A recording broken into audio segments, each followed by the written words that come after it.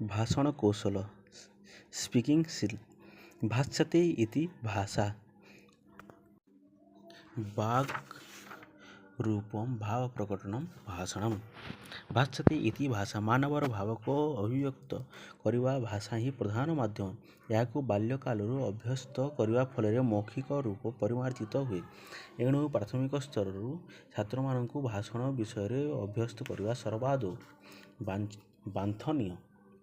ଭାଷଣ ଦ୍ୱାରା ବିଦ୍ୟାର୍ଥୀର ବିଦ୍ୟମାନ ମାନଦଣ୍ଡକୁ ମପା ଯାଇପାରେ। ଚାଣକ୍ୟ ଯଥାର୍ଥ କହିଛନ୍ତି ବିଦ୍ୟା ପ୍ରମାଣମ୍ ମୁଖଭାଷଣଶ୍ଚ। ବର୍ତ୍ତମାନ ସଂସ୍କୃତ ଭାଷାକୁ ଶ୍ରବଣ କରିବାକୁ ସୁବିଧା ସୁଯୋଗ ପର୍ଯ୍ୟାପ୍ତ ନାହିଁ କହିଲେ ଚଳେ। ଏହି ଭାଷାରେ ପ୍ରାଥମିକ ସ୍ତରରୁ ଶ୍ରବଣ ଓ ଭାଷଣ ଦେବା ପ୍ରଚଳନ କଲେ ଏହାର ମହତ୍ତ୍ୱ ପ୍ରସାର ହୋଇପାରିବ। ଏଣୁ ଭାଷଣର ଅଭିବୃଦ୍ଧି ନିମନ୍ତେ ବିଶେଷତଃ ତିନୋଟି ଉପାୟ ଗ୍ରହଣ କରିବାକୁ ହୁଏ, ଯଥା କ'ଣ? ଉଚ୍ଚାରଣ ଶିକ୍ଷଣ, ସମ୍ଭାଷଣ ଅଭ୍ୟାସ ଓ ଭାଷଣ ଦକ୍ଷତା। ପ୍ରଥମେ ପଢ଼ିବା ଆମେ ଉଚ୍ଚାରଣ ଶିକ୍ଷଣ। 1.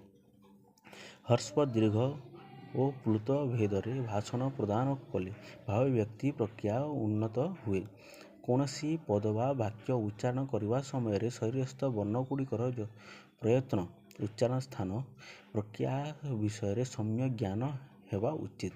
ଉକ୍ତ ବିଷୟରେ ପାଣିନୀୟ ଶିକ୍ଷା 7ଟି ସୋପାନ ନିର୍ଣ୍ଣୟ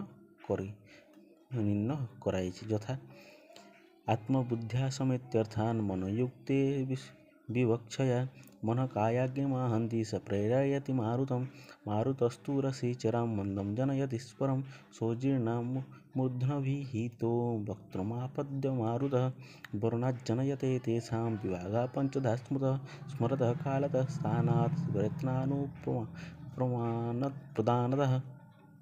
ଅର୍ଥାତ୍ 1. ଉଚ୍ଚାରଣ ପୂର୍ବରୁ ଆତ୍ମା ସ୍ୱକୀୟ ବୁଦ୍ଧି ବଳରେ ଯଥାର୍ଥ ଜାଣିପାରେ।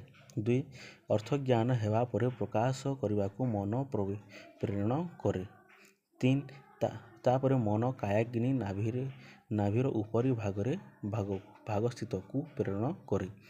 4. କାୟାଗ୍ନିରେ ପହଞ୍ଚି ଅଗ୍ନି ଶରୀରରେ ବାୟୁ ସଞ୍ଚାର କରେ।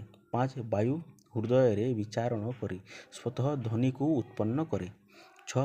ତାପରେ ବାୟୁ ମୂର୍ଦ୍ଧା ଭାଗରେ ବାଧା ପାଇ ବିଭିନ୍ନ ମୁଖାବୟବ ନାସିକା ଜିହ୍ୱା ଦନ୍ତ ପ୍ରଭୃତିକୁ ପ୍ରେଷଣ କରେ।